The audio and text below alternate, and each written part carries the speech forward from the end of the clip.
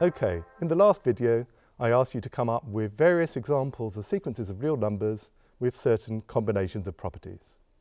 And now I'm going to give you one example of each type. Of course, there are lots of different solutions to each of these questions.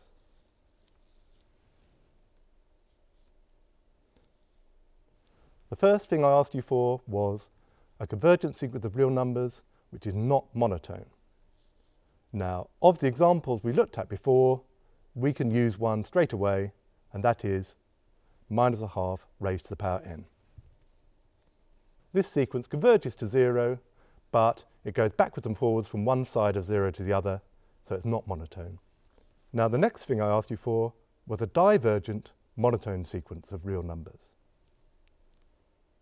Now, because of the monotone sequence theorem, this sequence has got to be unbounded, because any bounded monotone sequence automatically converges. But we do have one obvious example, which is where xn is equal to n. The next example I asked for was a divergent bounded sequence of real numbers. This time, because of the monotone sequence theorem again, your sequence mustn't be monotone. So we need some sort of oscillation, and perhaps the easiest example to come up with is our sequence -1 raised to the power n. And finally, I asked you for a strictly decreasing sequence of positive real numbers which doesn't converge to 0. Now, none of the examples we looked at quite solved this, but we did have, at least, a strictly decreasing sequence of positive real numbers, which was 1/n.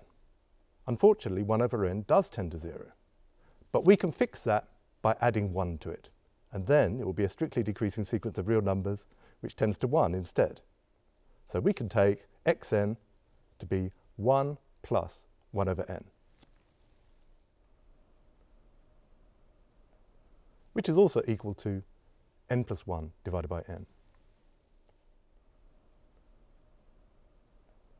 So now we've seen that if you know lots of examples of sequences and their properties, sometimes you're in a position to answer questions more easily. And even if you don't have an example that works straight away, you may well know an example that almost works, and then you can fix it by making a small change to it. So I hope that this helps you when you're thinking about sequences and their properties.